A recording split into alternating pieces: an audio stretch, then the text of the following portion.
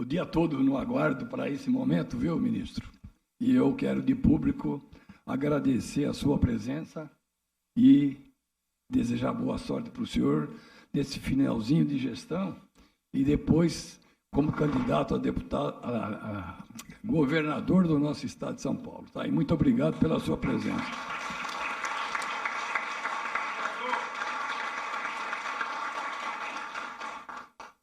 Bom, senhores, primeiro, muito boa tarde. Uma alegria estar aqui. Francisco, obrigado pelo convite. Uma alegria estar num evento tão importante que discute não só custos, mas futuro do nosso transporte. Obrigado, Mira aí, Eduardo, Carlos, Jerônimo Gorghi, que me ajudou o Brasil na aprovação do DTE, que é um projeto super importante. Queria cumprimentar também nosso vereador Beto, aqui, e também o capitão Derrite, nosso deputado federal, que nos acompanha. Uma alegria muito grande cumprimentar aqui meus diretores das agências da NTT, não posso esquecer do Rafael Vitale, que está fazendo um trabalho muito grande, do Guilherme também, então parabéns pelo que vocês têm feito, conduzindo a nossa NTT com muito profissionalismo. Uma alegria grande estar aqui. O setor de transporte tem sido um setor fundamental. O setor que não parou durante a pandemia, que promoveu aí a nossa logística, que promoveu o nosso transporte, que promoveu o nosso abastecimento em função da coragem de vocês, que tem superado uma série de desafios, o Brasil andou. Nós enfrentamos crises muito difíceis. Nós enfrentamos uma recessão brutal na Argentina, que subtraiu exportações industriais. Nós enfrentamos o desastre de Brumadinho, que além da tragédia humana, comprometeu o setor mineral em 2019, subtraiu uma parcela do PIB. Nós enfrentamos a crise do Covid, que provocou a maior recessão global desde a Segunda Guerra Mundial, elevou o nível de endividamento dos países a níveis só vistos no pós-guerra. Enfrentamos a crise hídrica. Não é fácil suportar tantas pressões, no entanto, a nossa economia tem sido resiliente. Não é à toa, eu tenho certeza que o setor de transporte está muito machucado com os custos que decorrem de tantas crises, de tantos problemas. Mas há um esforço enorme por parte do governo em resolver essas questões, não só do governo, mas também da nossa autoridade monetária, do Banco Central, que hoje é autônomo, e isso é fundamental para resolver essa questão. E eu entendo que a perspectiva é positiva. Existe sempre uma luta de que qual é o juro neutro, qual é a taxa de juro que vai, no final das contas, promover o investimento, promover o crescimento e, ao mesmo tempo, não prejudicar o controle da inflação. E entendo que o Brasil foi rápido. Num primeiro momento, nós mantivemos o juro muito baixo na pandemia para que a economia pudesse rodar, pudesse girar. E observe que a gente tinha um juro curto de 2, um juro Selic de 2, com um juro longo de 10. E neste momento, a gente eleva a taxa de juros e o juro longo acabou subindo um pouco, está na casa de 11, 12, ou seja, o custo de captação de longo prazo não subiu tanto. No entanto, a gente tem a perspectiva agora de fazer com que a inflação caminhe para o centro da meta. Então, eu entendo que há um exercício que está sendo feito, que, combinado com reformas estruturantes, com um esforço de consolidação fiscal, vai empurrar a inflação para baixo. E eu tenho certeza que no próximo CONET, a gente já vai estar vendo aí uma repercussão positiva em termos de diminuição de custos. Isso é fundamental para a sobrevivência do setor. Então, o setor demonstrou uma resiliência muito grande. Entendo que nos cabe agora pensar futuro, pensar como nós vamos dar os próximos passos. O Ministério da Infraestrutura é um parceiro. Nós procuramos, ao longo do tempo, desenvolver agendas voltadas para o setor de transporte, com muito diálogo sempre, e agradeço a abertura de porta que nós tivemos. Foi a partir dessa abertura de portas que nós podemos desenvolver o documento de transporte eletrônico, algo pensado em conjunto, que eu tenho certeza vai revolucionar em algum espaço de tempo as operações de transportes. É muito ruim a gente pensar que transportadores, principalmente aqueles que trabalham com carga fracionada, saem com pilhas de documentação. Então é necessário trazer a tecnologia de informação para o transporte e diminuir esse excesso de burocracia. Interessante que quando a gente fala em infraestrutura, a gente sempre pensa, né, a gente é levado a falar em investimento, em bilhões de reais que nós estamos contratando, em obras que acontecerão, mas a gente não pode se esquecer que a eficiência logística passa pela desburocratização, passa pela digitalização, passa pelo documento de transporte eletrônico. Então vai ser muito bom daqui a pouco ver num celular toda a documentação de transportes, num processo que vai acontecer em ondas. Então, num primeiro momento, nós vamos condensar todos os documentos do Ministério da Infraestrutura num único documento eletrônico. Num segundo momento, numa segunda onda, todos os documentos federais nesse documento eletrônico. E numa terceira onda, condensar aí todos os documentos de transporte, inclusive os estaduais, os fiscais, num documento eletrônico. Não é futurologia imaginar que, primeiro, nós vamos aposentar os postos fiscais. Aliás, é uma coisa que eu tenho ódio, posto fiscal. Né? Não faz sentido, em pleno século XXI, a gente cruzar uma fronteira de estado, ter que parar, perder tempo de viagem em média. Vocês sabem quanto se perde de tempo de viagem? Em média, 6 horas de tempo de viagem em postos fiscais. Para carimbar nota. Então, não tem nada mais atrasado, mais arcaico, e a gente precisa eliminar isso. E o documento fiscal vai eliminar isso. Então, a gente vai para um futuro próximo, não vai demorar tanto, onde isso não será mais necessário, onde a pesagem vai ser dinâmica, vai se dar em movimento, né? A gente vai conseguir medir, aferir peso, né, na velocidade da via, né? Só vai entrar na balança aquilo que a gente tiver que realmente fazer uma medição de precisão, onde a gente vai olhar a placa e saber a origem, o destino, o que está sendo carregado, para onde, que porto, que berço que ele vai parar, e qual a situação fiscal. O Brasil vai ganhar muito com isso. A perda fiscal, a evasão fiscal no setor de transporte é algo impressionante. A gente perde quase 40 bi ano em evasão fiscal nas operações de transporte, que é uma coisa absurda. Então, quando a gente resolver essa questão do documento de transporte eletrônico, a gente vai combater também a fraude fiscal, a gente vai melhorar a arrecadação. E isso não é futurologia. Imagina, então, peguei todos os dados, indiquei aonde que ele vai parar, qual berço que ele vai descarregar, agendamento portuário automático, informação de transporte para o planejador. Então, isso é o que o documento de transporte eletrônico vai nos trazer. Então, é uma revolução. Além disso, eu vou ter a memória, né, de renda do caminhoneiro, por exemplo. Isso vai permitir a contratação de operações de crédito a valores baixos, isso vai permitir a antecipação de recebíveis, isso melhora muito a condição de vida no transporte. Temos aí, com certeza vai melhorar a questão da renovação de frota. Para isso, nós vamos lançar em breve o programa Renovar. Isso acho que está bastante maduro, bastante desenhado. É um programa que, entendo, talvez necessite de aperfeiçoamentos, mas uma coisa que a experiência nos mostrou, às vezes é melhor botar logo o projeto para andar, vamos submeter esse projeto ao Congresso para que a gente possa inserir modificações, aperfeiçoamento já no Congresso Nacional. Então, a nossa ideia é soltar isso para o Congresso o mais rápido possível, onde aqueles, obviamente, isso é voluntário, é por adesão, porque às vezes a gente fala num programa de renovação, tem gente que se assusta, pô, mas é minha fonte de renda, não tenho condição de comprar um caminhão novo, não quero me desfazer do caminhão. Não, você não vai ser obrigado. Mas é um programa interessante, onde a gente vai dar um certificado para aquele que entregar o seu caminhão velho mediante desmanche, mediante, né, o desfazimento e realmente a extinção daquele veículo, né, o desmanche daquele veículo, e ele vai pegar aquele certificado e vai poder usar, se creditar para financiar um veículo novo ou mais novo, ou até mesmo, dependendo da situação, sair do mercado com alguma renda, com treinamento. Então, isso é uma coisa muito importante.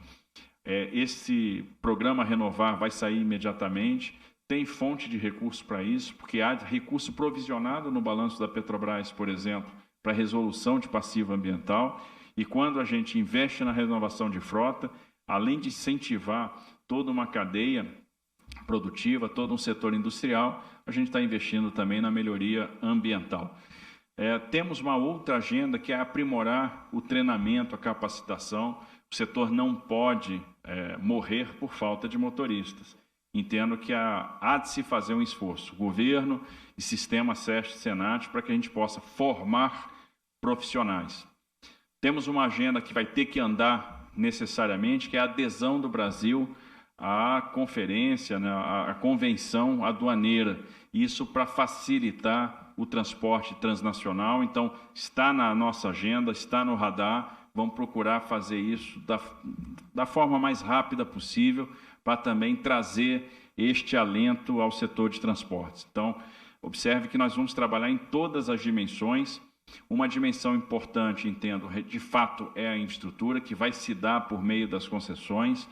Vamos procurar fazer aí, promover, né, ou prover rodovias cada vez mais modernas. Eu cito como um grande exemplo a rodovia Presidente Dutra, né, uma rodovia que vai ter muita novidade em termos de operação, são 15 bi de investimentos, iluminação de LED de ponta a ponta, uma nova descida da Serra das Araras, temos a incorporação da Rio Santos até Ubatuba, a duplicação do segmento do Rio de Janeiro ao Angra dos Reis, e muito investimento, né, em terceira, quarta faixa, então são 590 quilômetros de faixas adicionais que vão contemplar todo o Vale do Paraíba. Então, ter faixa adicional em Taubaté, em Aparecida, em São José dos Campos, em Guarulhos, né, novas vias marginais e a via expressa com Free Flow. Nós vamos fazer a primeira experiência com Free Flow em Guarulhos. E a gente vai ficando cada vez mais ousado. No leilão da 040, a gente já está programando, talvez, o Free Flow em toda a extensão da rodovia. Então, aos poucos, paulatinamente, a gente vai eliminar também as praças de pedágio. Isso significa que nós vamos monitorar a entrada, monitorar a saída, cobrar por quilômetro rodado. Isso aumenta a base de pagantes, aumenta a receita e, no final das contas, diminui o custo das tarifas, né, pelo rateio. Então, é mais um passo que a gente vai dar aí na direção da modernidade e a questão a evolução de modelagem está andando muito rápido. Nessas rodovias nós temos os sistemas de detecção de incidentes, a conexão dos nossos sistemas com o sistema das autoridades policiais. Então, a nossa ideia é melhorar, ajudar o trabalho do Fernando. Você imagina a iluminação, maior luminância, menos ocorrências de roubo de carga, por exemplo. Né? Então, a partir do momento que eu aumento o monitoramento, melhora a iluminação, eu estou também aumentando a segurança. Eu sei que segurança, né? Roubo de carga é um assunto preferido aqui do Mira, né? Então, ele é o combatente, né, é o cara que milita aí contra o roubo de carga. Ele é que comanda o roubo de carga. Mas eu sei que é um assunto também que envolve, né, a nossa Polícia Rodoviária aqui do Estado e a nossa Polícia Rodoviária Federal.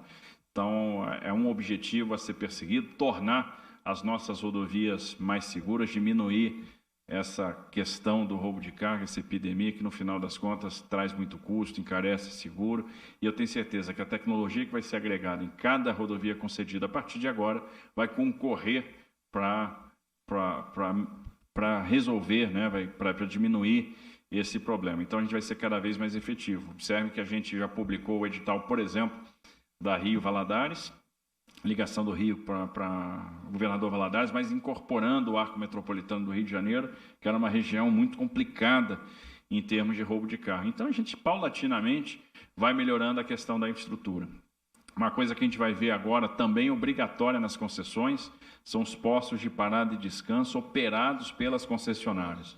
Então, áreas de repouso, cercadas, iluminadas, seguras, com prestação de serviço, e dentro desses postos de parada e descanso, nós vamos ter aí, e é gratuito para o caminhoneiro, ele vai ter um local de repouso gratuito provido pela concessão.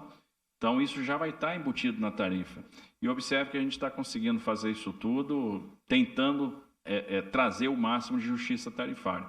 Se nós tivéssemos simplesmente prorrogado o contrato de concessão da rodovia Presidente Dutra e fizéssemos a atualização via IPCA, A Praça do Arujá ia custar R$ 4,35. Né? E o que a gente vai ter é que a Praça do Arujá vai custar R$ 3,30. Um deslocamento de veículo leve que ia custar quase R$ 70 do Rio de Janeiro para São Paulo vai custar R$ 46 a partir da nova concessão. Então, você traz 15 bi de investimento e você reduz tarifa.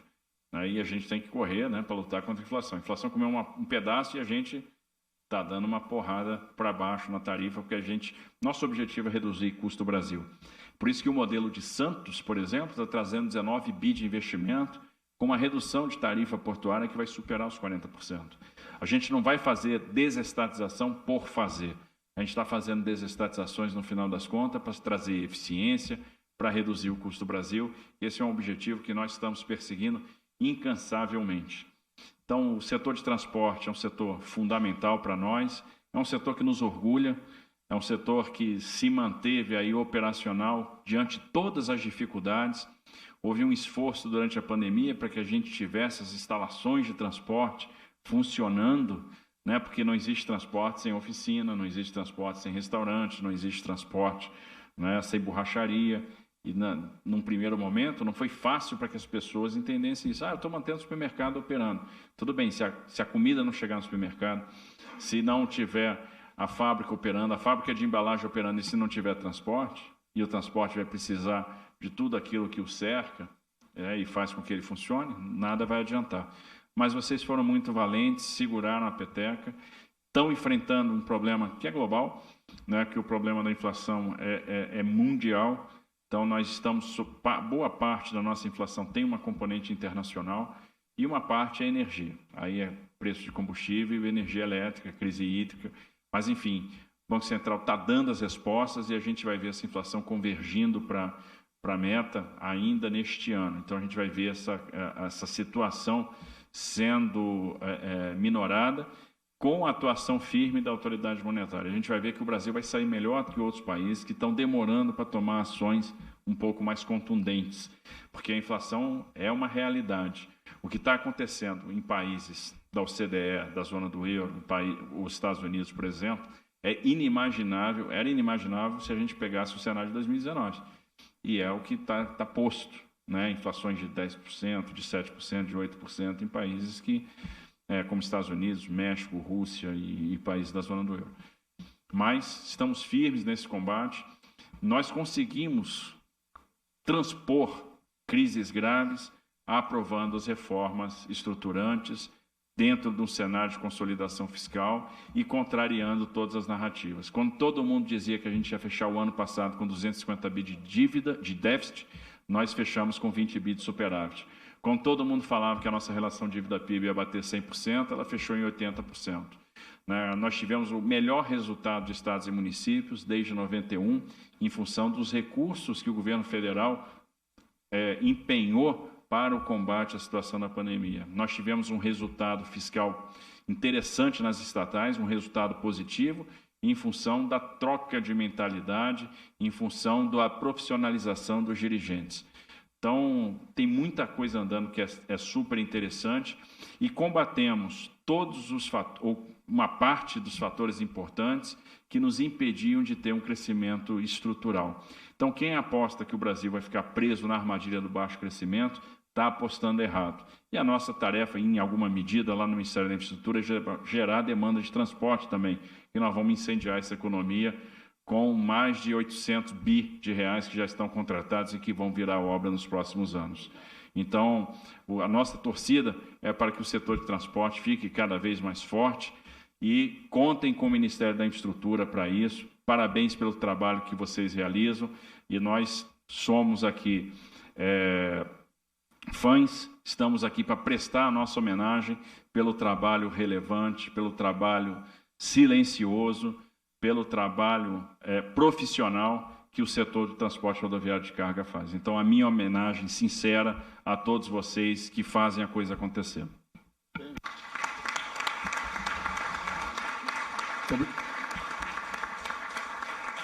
Muito obrigado, ministro Tarcísio. Eu queria lembrar ao senhor, nós tivemos lá no seu gabinete, com um grupo de empresários, o presidente Ivander com a gente também, e até tivemos um contato com com a Iru, com o Martin Rojas, né? Diretamente de lá, falando com o senhor aí pela live. E tem o cartão TIR, que também se perde 2, 3, 4, 5 dias para atravessar para a Argentina, para o Uruguai, enfim. Eu gostaria de pedir publicamente ao senhor que desse lá uma força para nós, lá com suas pessoas lá, para que a gente desenvolva isso o mais rápido possível. Me parece que está parado isso na Receita Federal e precisamos do seu apoio aí para, o mais breve possível, que só está o Brasil sem esse cartão.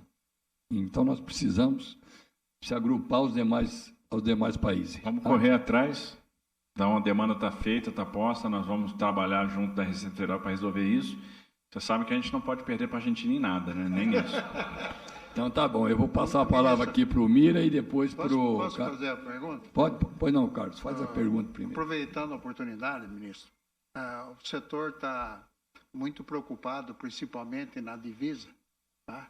Pela essa, vamos falar, operação tartaruga, que o pessoal da Receita Federal está tendo, entendeu? Em Santos mesmo, que o André Neiva tá lá, opera, também nós estamos tendo dificuldade, entendeu? Que isso vem. Então, nós queríamos saber onde nós endereçamos para o senhor, entendeu? Ou para o presidente, para tentar dar uma solução para agilizar isso, porque todos nós estamos perdendo muito dinheiro, né? Inclusive, aumentou no custo das exportações, das importações. Carlos, foi bem lembrado, viu? Acho que é um problema que a gente está atento, né? É um problema complicado, uma questão corporativa, e é uma pena que a gente deixe os interesses nacionais de lado no momento que é tão importante. Está no radar, né? Estamos monitorando. Entendo que a gente não pode também, de certa forma, ceder nesse tipo de base. Porque no dia que a gente fizer isso, nós vamos ser eternamente escravizados. Isso não é bom, né? Então, os problemas precisam ser enfrentados, como nós enfrentamos o problema de Santos no ano passado, né? Quando nós dissemos para as empresas de transportes, vamos para cima, né? A gente não pode ser subjugado por meia dúzia de caras que estão usando da violência para coagir empresas de transporte. Nós vamos colocar lá a polícia, e a PRF atuou rapidamente, né? A PM também nos ajudou bastante, e com esse esforço coordenado de segurança, a gente garantiu as operações e rapidamente debelou um movimento que eles tinham lá, achavam que era um movimento que ia crescer, etc. Nós não permitimos. Então, eu acho que tem limite para tudo, né? E nós vamos procurar a melhor forma de resolver essa questão. Ela está no radar, com certeza. Pois é, meus amigos, como é bom, como é gostoso ver o grande ministro Tarcísio falar. Fazia tempo que a gente não via coisas positivas, coisas que nós precisávamos ouvir ao longo desses últimos anos. Nós que somos rodoviaristas, que estamos na estrada, chega esse homem com uma luz grande em cima dele, de braço dado com um dos homens que é meu amigo há 30 anos, mas para mim é um dos melhores políticos do Brasil, porque o cara é sério. Vejam vocês os números da economia brasileira. Não está isso nas paredes, não está na televisão, não. Infelizmente, nós não temos a nossa imprensa do nosso lado, toda ela do nosso lado. Então, ministro, eu vou te fazer, ministro, uma pergunta agora. Vou fazer uma pergunta para o senhor. Todos nós estamos ouvindo o ministro falar do quê? Do Brasil. Maravilhoso. Ministro, São Paulo é a locomotiva do Brasil.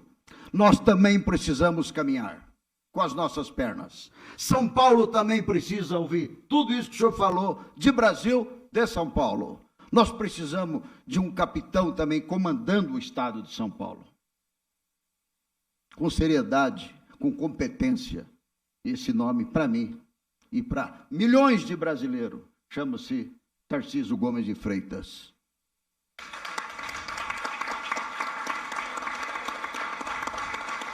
Meus amigos, eu tenho certeza que logo nós vamos ouvir tudo isso de Brasil que ele falou, do estado de São Paulo, porque tem muita coisa para fazer no estado de São Paulo.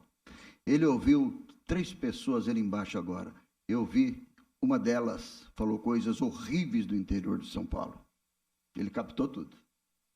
Então, gente, aqui no estado de São Paulo, embora somos sim a locomotiva do país, locomotiva econômica do país, mas nós precisamos de comando, um comando sério, firme. O senhor está convocado, ministro. Obrigado. Bem, mais uma vez, muito bom, né, presidente Pelúcio? A gente vê aqui o auditório quase cheio, mesmo na situação de pandemia, nós estamos mais de 200 pessoas, se não me engano, que estão nos assistindo virtualmente. Antes, ministro, eu só queria fazer 2 registros. O senhor falou há pouco da concessão da Dutra.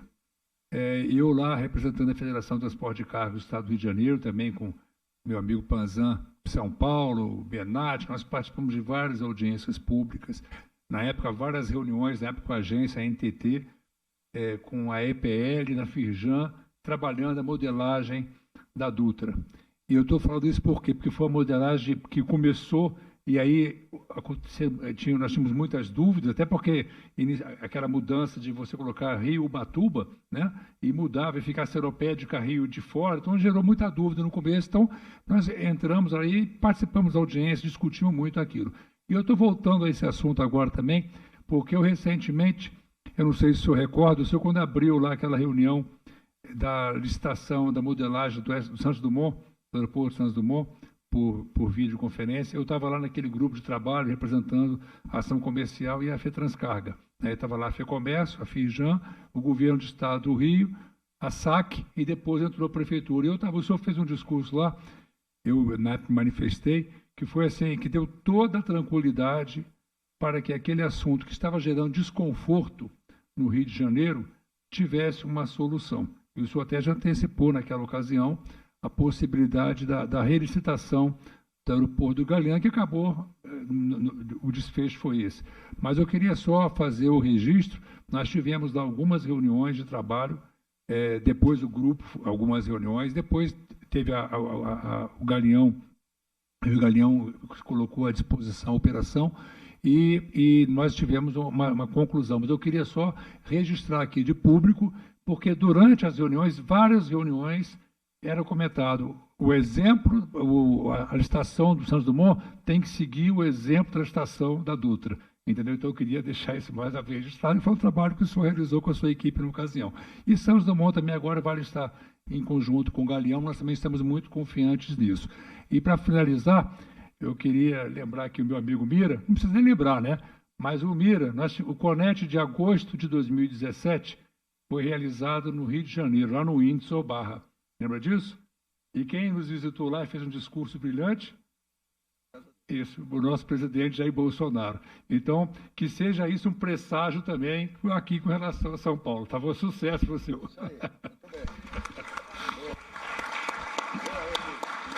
Conclusão que a gente chega. Conete da sorte. Essa questão da modelagem da Dutra revela uma coisa que é interessante, a gente não pode perder de vista.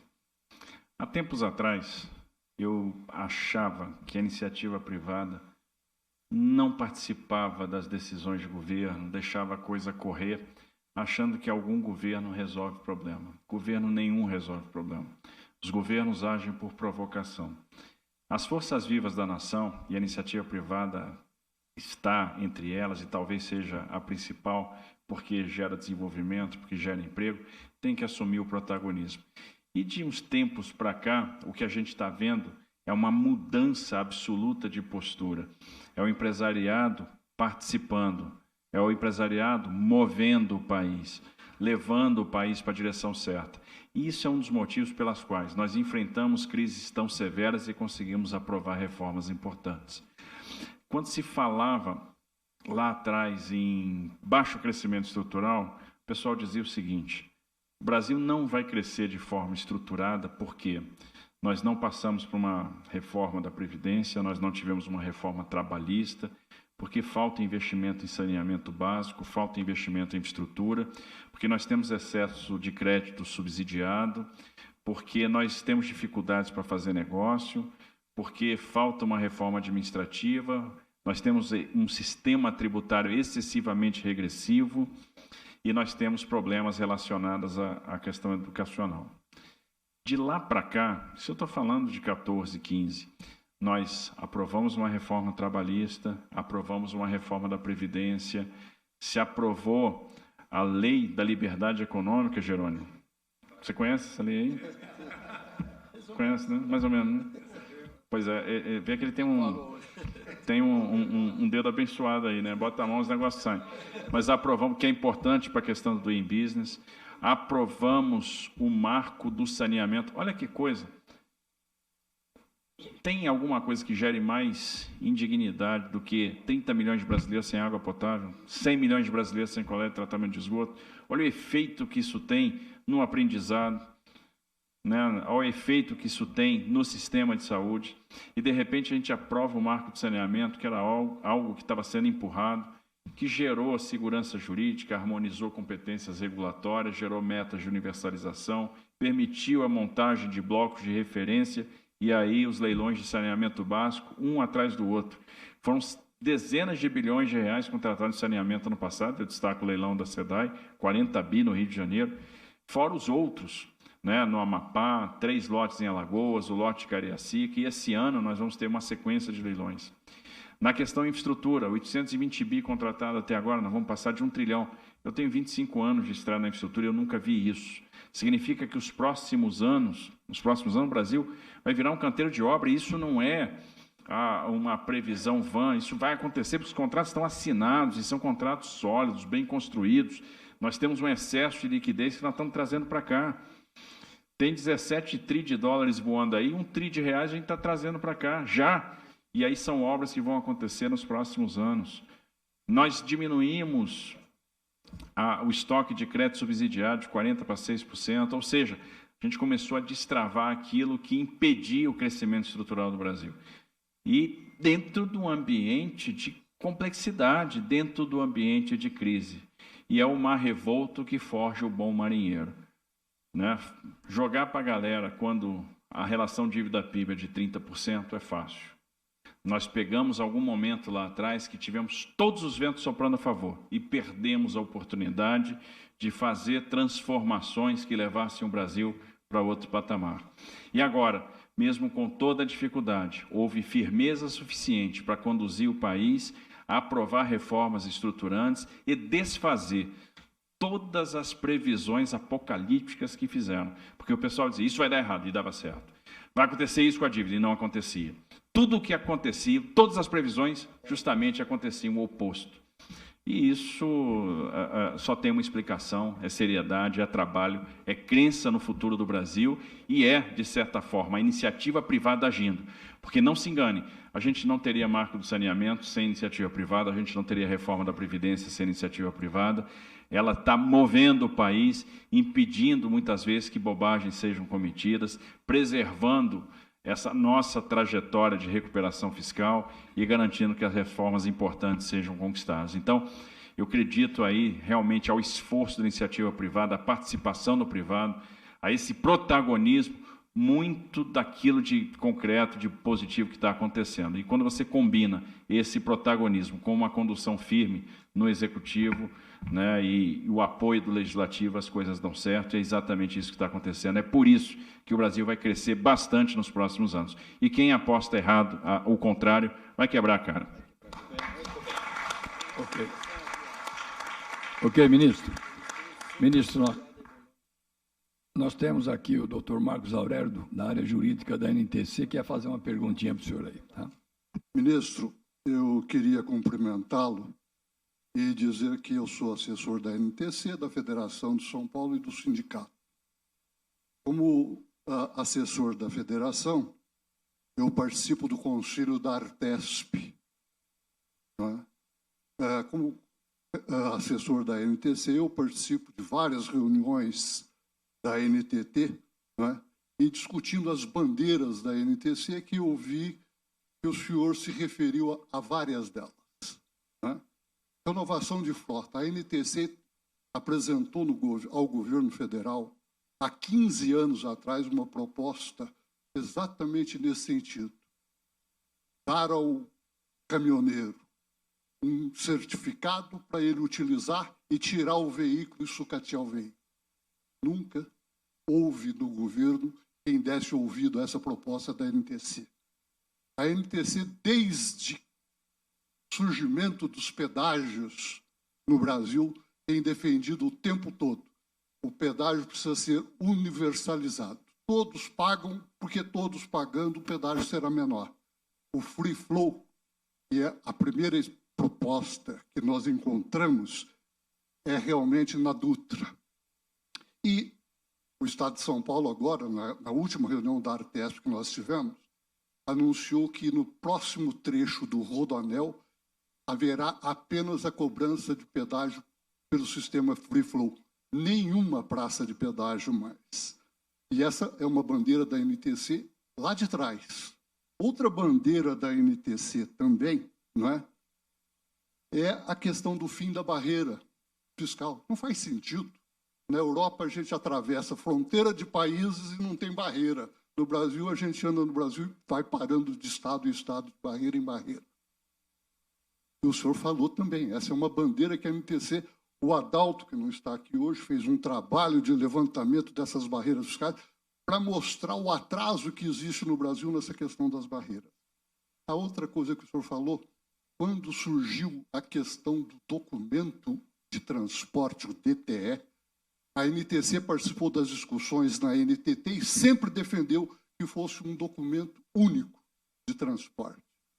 O senhor disse que não, nós vamos passar por 3 ondas. Né? Num primeiro momento, os documentos do Ministério da Infraestrutura, num segundo momento, os documentos federais e num terceiro momento, os documentos estaduais e municipais. Esse é o sonho do setor, é a logística sem papel. Esse é o sonho do setor, é a bandeira que o setor defende e que o deputado captou e foi o tempo todo defendendo na elaboração do projeto de lei do DTE e que nós entendemos que agora na regulamentação isso precisa ser preservado. O presidente levantou a questão da IRU, que é o documento único internacional. O Brasil não adere a esse documento único, que é esse convênio do Carnet-IR. Não é? O senhor também falou, essa bandeira também é uma bandeira antiga da MTC. E aí eu queria chegar ao ponto principal. Quando o senhor falou do exemplo da Dutra, eu fiz questão de dizer que eu sou representante da federação no Conselho da Artesp. No estado de São Paulo, nós estamos tendo, desde 2007, aliás, né, prorrogações das concessões. E a posição da federação, quando o Flávio era presidente, da NTC como presidente Francisco, do Carlos como presidente da federação, tem sido, nós somos contra toda e qualquer prorrogação. Porque entendemos que uma nova licitação pode ampliar a base de contribuintes, pode baixar o pedágio, e o senhor veio aqui e deu o exemplo. O exemplo que eu tenho utilizado, porque eu acompanhei junto com o Rebuzzi toda a discussão da concessão da Nova Dutra. E das discussões na Nova Dutra ficou muito claro que o pedágio sairia mais barato. O senhor veio agora e mostrou que isso é concreto. E eu tenho colocado isso constantemente nas reuniões da Artesp, dizendo uma nova concessão vai abaixar o pedágio. E o governo de São Paulo não quer saber de novas concessões. Está prorrogando todas as concessões. Ministro, essa bandeira de fim das prorrogações é uma grande bandeira para o estado de São Paulo.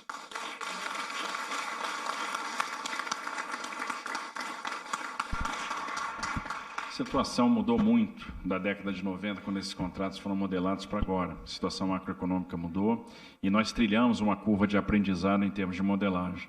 O Coronel Malucelli acompanhou bem o trabalho que foi feito no Paraná e observe, a gente lá vai fazer em 6 lotes 44 bi de investimentos. A gente está falando de 3.300 quilômetros de concessão, dos quais 1.783 quilômetros de duplicação. São 10 contornos rodoviários, com uma tarifa que vai cair em média 40% em relação ao que nós tínhamos naquelas concessões da década de 90. Então, 44 bi de investimento, né? 44 bi com 40% de redução de tarifa. Então, na verdade, o modelo permite isso. né? E 44 bi, os 40% de redução é de largada, porque ainda tem o efeito do leilão em cima. Lógico que a inflação agora vai comer um bocado, né?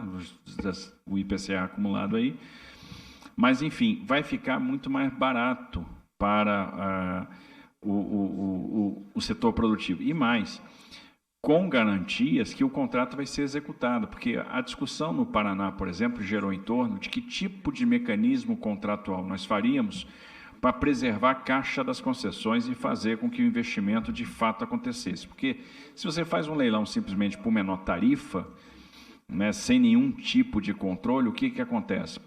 Abre o espaço para o comportamento oportunista, né, um desconto excessivo, a destruição de caixa, o não atingimento de covenants financeiros, né, a não obtenção de fundo e depois, no final das contas, ficar com o mico na mão porque não vai ter crédito. Então, no nosso caso da Dutra, a gente veio com o modelo híbrido, né, então a gente travava o desconto máximo num determinado percentual, que é aquele que começa a zerar a remuneração do capital próprio, e depois, quem quer ficar com a rodovia vai ter que pagar uma outorga. Então, eu preservei o caixa. Eu dei o desconto, tinha um desconto na largada, dei um desconto adicional no leilão e preservei o caixa. Ou seja, aquele caixa é suficiente para a obtenção do fundo e eu sei que o investimento vai acontecer. No Paraná, um modelo um pouco diferente, que o pessoal queria desconto livre, tudo bem, desconto livre, mas vamos acoplar ao resultado do leilão, a cada percentual de desconto, um aporte. Ou seja, modelamos uma curva de aporte, ou seja, para cada percentual, mais dinheiro upfront tem que ser posto para garantir solvência, porque também não adianta ter redução de tarifa e não ter contrato executado. Então, a gente conseguiu chegar em modelos que vão permitir execução de obra, forte investimento, melhoria da operação, redução de tempo de viagem, redução de acidente, né, muita tecnologia de operação e redução de tarifa. Então, realmente, seria um erro, e para mim um erro grave, fazer prorrogações de contratos da década de 90. Isso não se faz, isso, no final das contas, estrangula o setor produtivo. Então, a gente tinha aí uma oportunidade para explorar e nós aproveitamos essa oportunidade. Ok, ministro, obrigado. Um minutinho só. Eu sei da agenda do ministro, aí está em cima da hora para o voo dele para São José do Rio Preto. O coronel Malucelli vai falar aí, vai agradecer e depois vou passar para o Adalcir fazer uma pergunta e vamos encerrar. Tá? O Rebuse vai fazer em nome do Adalcir, lá de Minas Gerais. A nossa proposta do Paraná foi um pouquinho diferente daquela que o senhor apresentou, até uma nova forma de se fazer e que esse aporte garante realmente o começo, meio e fim das obras. Infelizmente, o contrato anterior deixou muito a desejar. O senhor teve eu sei quanto foi difícil, mas teve a paciência, entendeu um pouco a dor que o paranense sofria. O senhor sabe a história melhor do que eu, quanto nós sofremos lá. Muito obrigado, ministro. Governador, desculpe.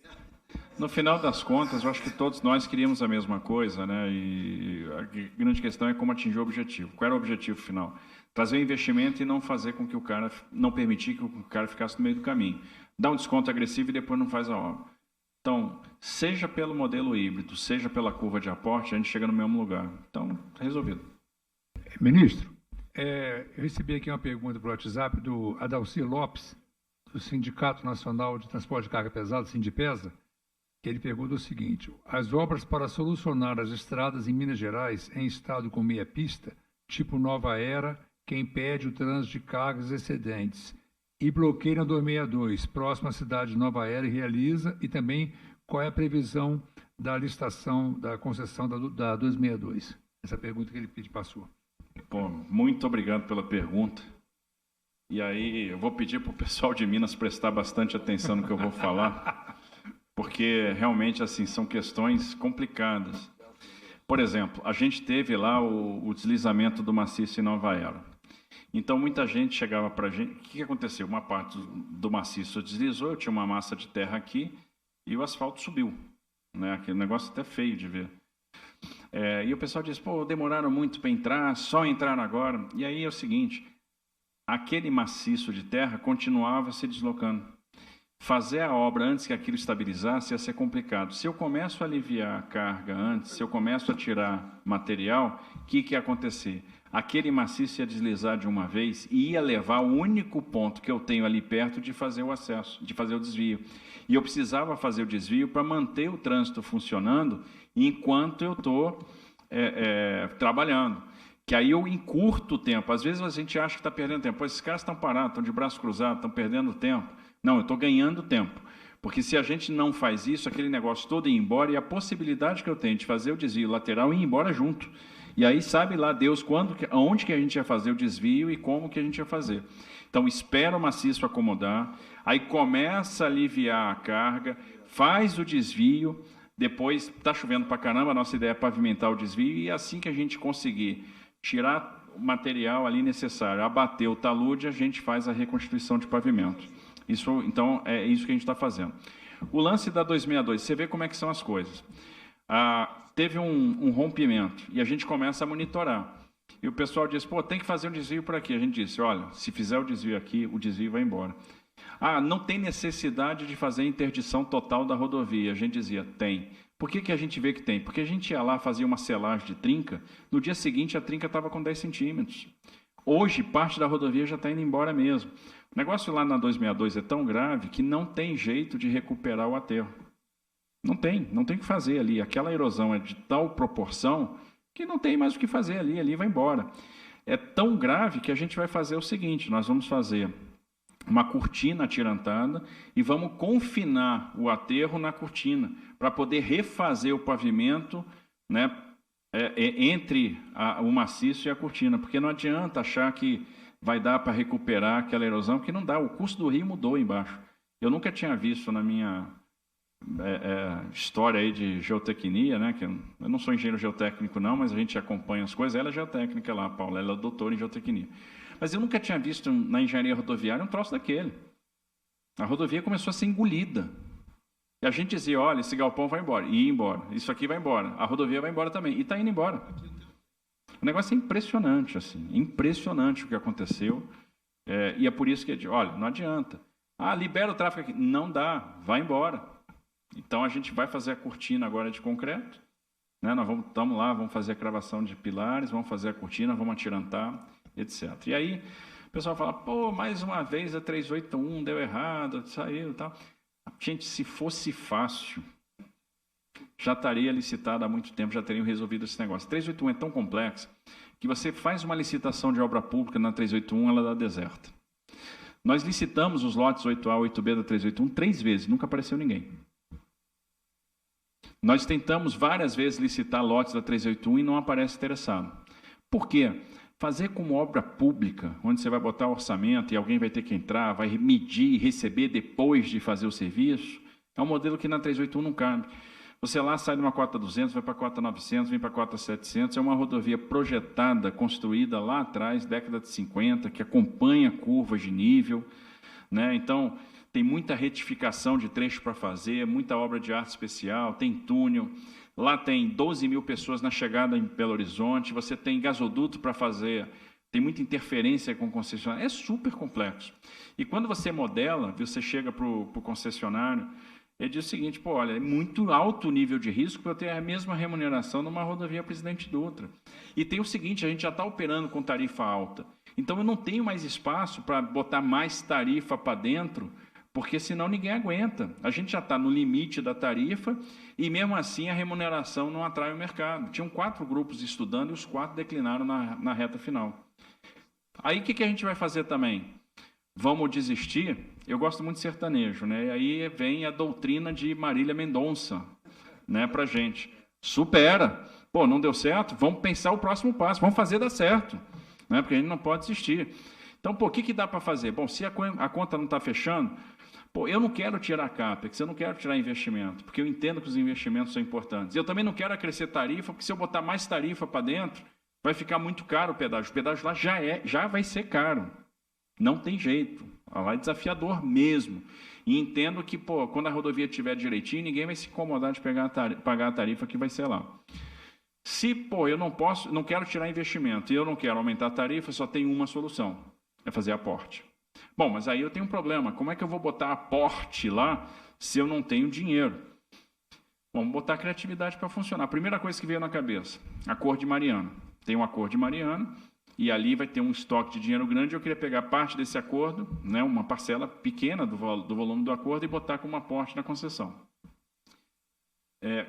Falei com o governador de Minas, ok, ficou entusiasmado. O governador de Minas é um cara que quer resolver o problema. Falamos com o governador do Espírito Santo, ok, está entusiasmado. O governador do Espírito Santo é um cara que quer resolver o problema. Os caras ótimos, estão prontos, topam qualquer coisa para resolver o problema. Aí liga para a Vale, e aí, como é que está o acordo de Mariana? Vai demorar. Porque tem Ministério Público Estadual, Ministério Público Federal, Conselho Nacional de Justiça, tem Vaticano, tem não sei o que, tal, os projetos têm que estar vinculados à Fundação Renova, Parará, não sei o que, pronto, vai demorar. Não dá para ir por aí. Vamos pensar, se não vai dar para botar o dinheiro da Fundação Renova, da onde que pode sair o dinheiro? Aí vem a sacada. Vem cá, eu não estou fazendo fiol com o dinheiro da outorga da Vitória Minas, da ferrovia. Eu não estou fazendo ferrovia de integração do Centro-Oeste com o dinheiro da Vitória Minas. A gente não vai fazer Rio Espírito Santo com o dinheiro da Vitória Minas. Ainda tem dinheiro lá para receber. Tem estoque para receber? Tem. Quanto é que tem de outorga livre lá? Sei lá, deve ter uns 2 bi, 2,5 bi. Tem investimento adicional para fazer agora? Tem. Então faz o seguinte, vamos pegar esse recurso e vamos emprestar aqui para a rodovia. Então, vamos fazer um investimento cruzado, ferrovia, rodovia. Então, nós vamos pegar o dinheiro da Vitória Minas e vamos aportar na 381. E a gente vai fazer uma concessão com aporte. Tem um caminho para percorrer, porque a Lei 13.448, que a gente bolou para fazer um investimento cruzado, só permite o investimento cruzado de ferrovia para ferrovia. Não permite para rodovia. Então, nós vamos dar um degrauzinho a mais. Vamos soltar uma MP, vamos mandar para o Congresso, vamos permitir um investimento cruzado ferrovia, rodovia. Não dá para abrir muito também, que senão vira zona. Então, vamos pegar o dinheiro da ferrovia e vamos botar na rodovia.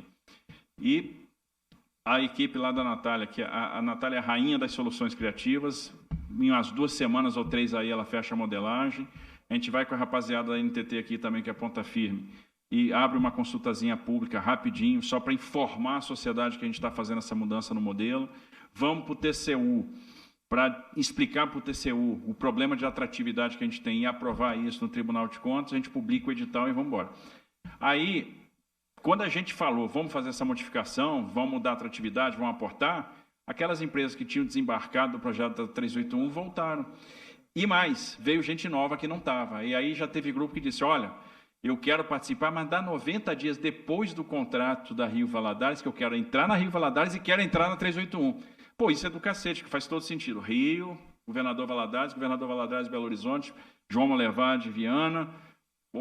Ainda tem anel de BH e tem 040. Começa a formar sistema. Então, isso faz muito sentido. E aí, a nossa ideia é fazer 90 dias depois da Rio Valadares, que vai ser em maio, 20 de maio, Natália, o leilão da 381 Minas. E agora eu tenho uma fé danada que vai dar certo, porque a gente não desiste. A gente vai perseguir esse troço até o fim do mundo. Nós vamos entregar a 381 concedida e nós vamos botar 10 bi lá para dentro daquele negócio para melhorar a condição da 381.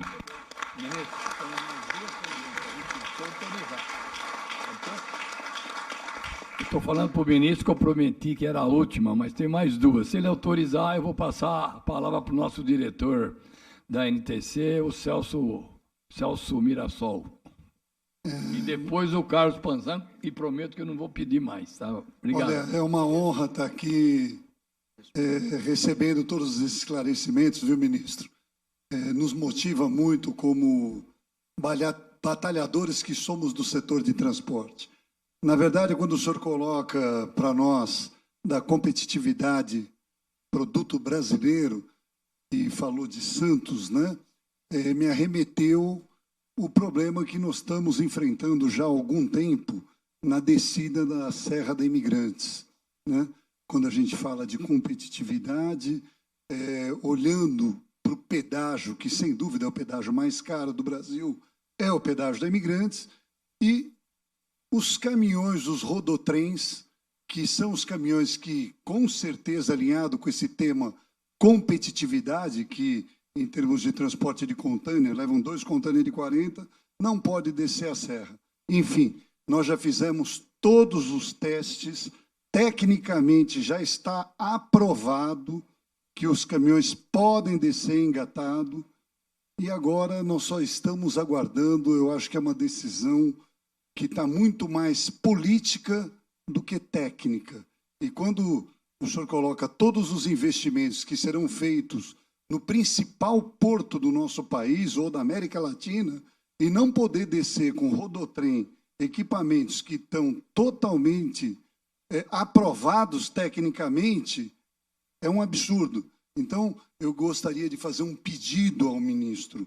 Por favor, olhe esse processo, isso está só dependendo de uma aprovação para poder liberar os rodotrens, que com certeza vai trazer uma competitividade muito grande. É o rodotrem de 9 eixos, tá? É o rodotrem de 9 eixos, 30 metros, que só depende da aprovação para poder descer a serra e que vai trazer uma competitividade muito grande para o nosso país. Então, fica aqui o pedido, viu, ministro? É um assunto que, com certeza, é de extrema necessidade para a competitividade do nosso país. Obrigado pela oportunidade. Bem lembrado, viu, Celso? Porque nossas entidades aqui do Estado de São Paulo bancaram esse estudo, entendeu? E até hoje, que já foi aprovado, já foi testado, mas não caminha. Mas o que queria falar para o ministro é o seguinte: o setor de transporte, na verdade, tem uma gratidão muito grande com o Ministério da Infraestrutura, principalmente quando, no decorrer da pandemia, que surgiram aqueles boatos, as concessionárias querem aumentar o pedágio, entendeu? E nós procuramos o Ministério da Infraestrutura, a NTT, e realmente a lisura com que o governo federal tratou esse assunto, abrindo simplesmente novas audiências públicas, entendeu? Para ver se realmente havia defasagem. E nós provamos também que, e o próprio Ministério, que não havia defasagem de queda do movimento, principalmente do setor de carga e de passageiro. Coisa que não veio acontecendo aqui no estado de São Paulo, que nós estamos numa briga incansável, porque nós também procuramos o governo do estado, através do secretário, o vice-governador, que cuida das licitações há 2 anos e meio, entendeu? E qual não é a nossa surpresa? Que eles, na verdade,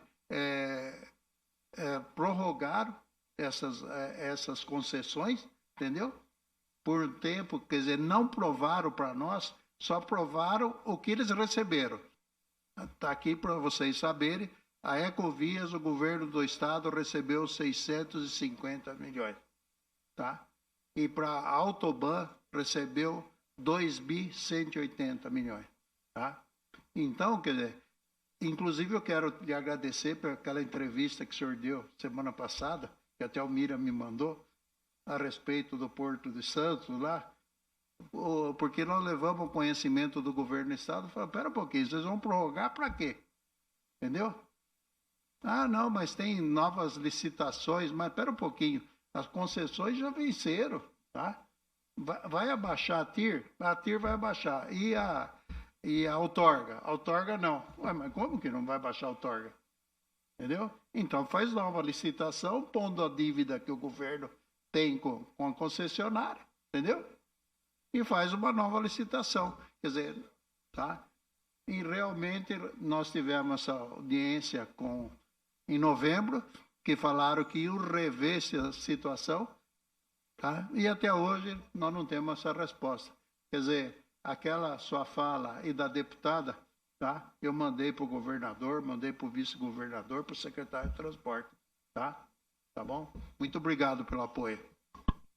Realmente, assim, eu acho que a gente conduziu numa linha técnica as questões, sempre procuramos olhar redução do custo Brasil, né, que é uma coisa fundamental. Não dá para fazer concessão por fazer. A gente tem que buscar um investimento e reduzir tarifa e buscar criatividade sempre, né?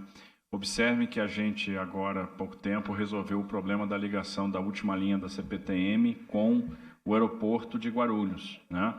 Que vai ser feito dentro da concessão de Guarulhos, usando a outorga de Guarulhos. Aquela outorga, que é recurso federal, que é Receita Federal, que iria para o cofre da União, né? Receita Federal, né? Vai custear a ligação da última estação da CPTM com os 3 terminais de Guarulhos, né? Ou seja, um investimento federal, né? Que vai ser feito dentro do sítio aeroportuário, dentro da concessão federal.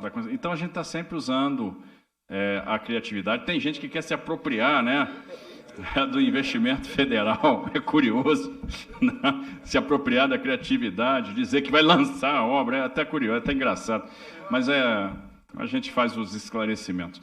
E o que a gente está fazendo é justamente o oposto, por isso que a decisão ponte versus túnel lá em Santos é técnica, não tem nada de política, porque imagina botar primeiro uma ponte na área de manobra do porto, na frente dos terminais de contêineres, segundo, prorrogando o contrato da Ecovias para botar mais tarifa alta no lombo aí do empresário por mais tempo.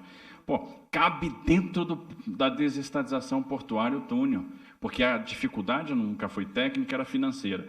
E aí, dentro do valor de outorga, eu tenho como zerar o valor presente líquido negativo da concessão que vai operar o túnel. Ou seja, quem vai bidar no Porto de Santos vai bancar o túnel, né? Vai bancar essa concessão do túnel. Então, resolvemos o problema financeiro. Mais uma vez, usando criatividade, a gente faz isso abaixando a tarifa portuária. Baixando tarifa, baixando custo. Então, essa é a forma criativa, ousada, de se resolver problemas que são históricos. E aí, lá no Ministério da Infraestrutura, a gente sabe fazer, fez e vai continuar fazendo, se Deus quiser. Ok. Ok. Indo para o encerramento, aí passo a palavra para o nosso deputado Jerônimo, que já é da casa, né? Bem, eu não ia nem falar, para não tomar mais tempo do meu querido amigo ministro, eu já até me coloco aqui à tua disposição, disse ao ministro, como eu não sou candidato, vou vir aqui para fazer campanha, né, Derrite, para você, para ele, para o Beto, né? Mas eu nunca dei tanto bilhete para o Tarcísio, depois a assessoria faz ele dar uma lida aí, porque está com o bolso cheio, né? Mas eu não quero ficar atrapalhando, mas casualmente agora aqui, eu tinha dito para ele falar, né, de uma obra que não é do transporte propriamente, mas é do povo de São Paulo, né, que um ministro gaúcho do TCU tinha trancado em dezembro lá, e eu agora, 15 dias atrás, fui até o ministro Nardes e o Nardes liberou, e o aeromóvel, que vai ser gaúcho, claro, com toda a humildade, né? Mas é uma obra que vai mudar a estrutura de Guarulhos. Hoje você leva 30 minutos se não pegar engarrafamento para sair do monotrilho. Perde avião, perde tudo. E uma outra obra, ministro, eu como presidente da Frente dos Aeronautas, e que muda a realidade de Congonhas, que você vai inaugurar dia 18 de março agora aqui. Muitos nem sabem o que é aquela coisa de ferro azul na cabeceira das pistas de Congonhas. Aquilo ali é o EMAS. Júlio Redecker, deputado, amigo meu padrinho político, não teria morrido se aquilo que o Tarcísio e o presidente Bolsonaro estão colocando aqui. E que eu estou tonteando ele.